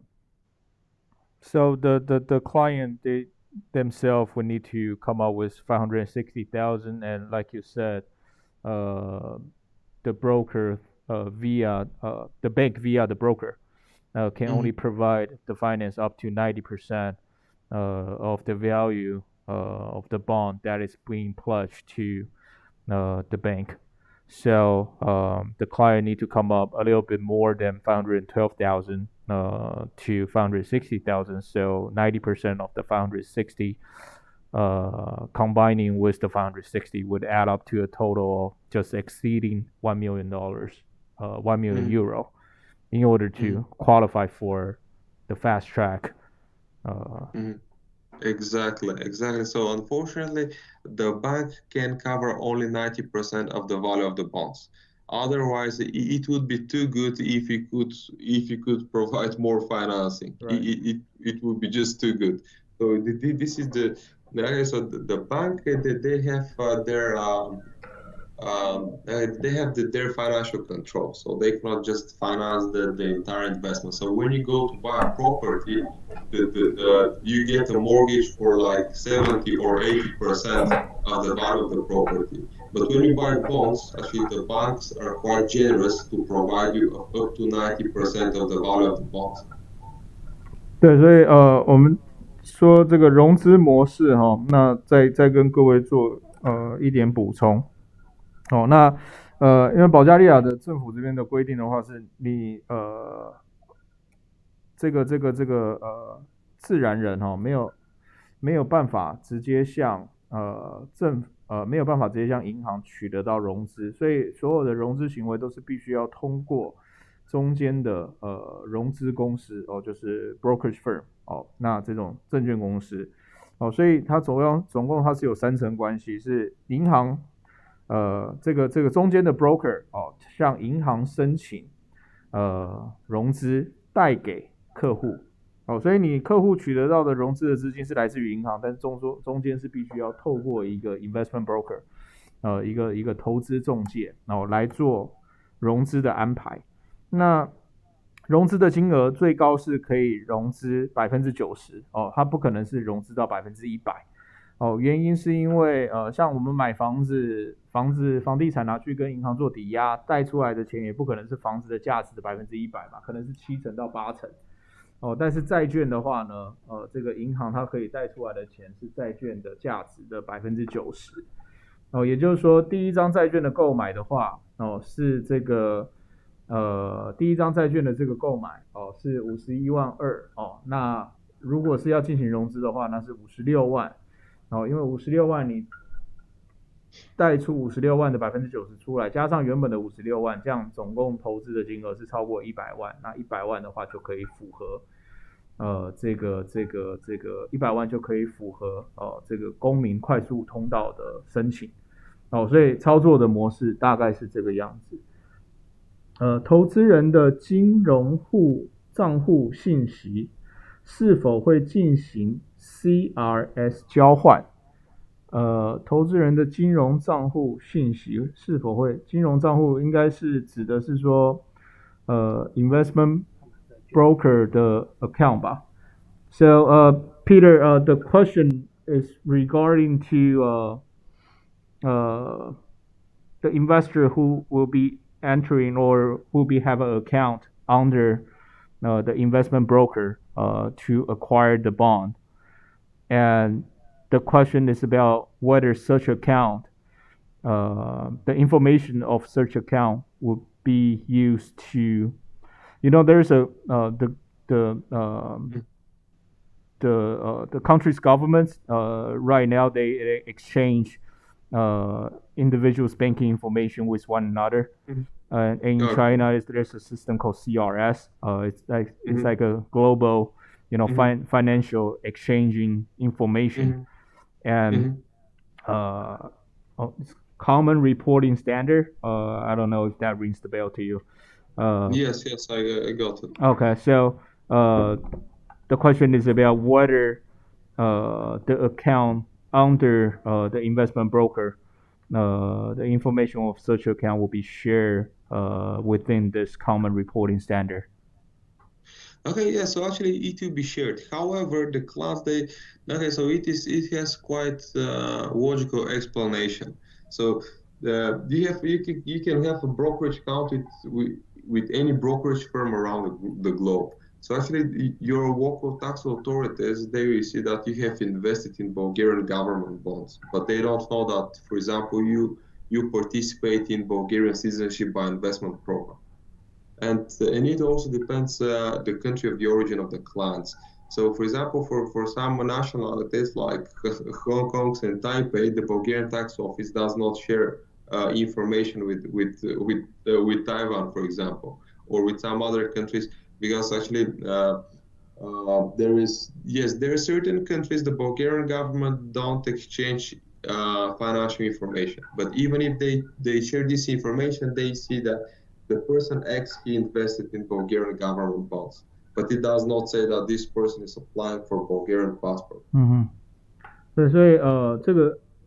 so I guess between Bulgaria and China, the information will be shared, right?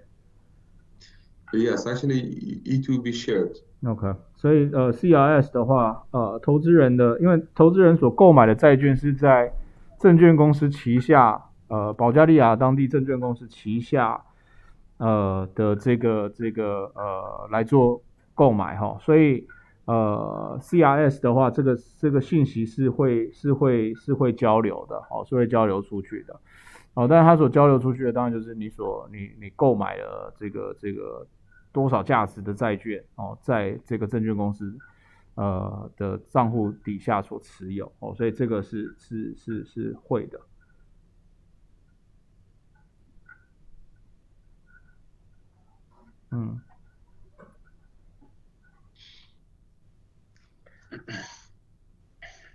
Okay, so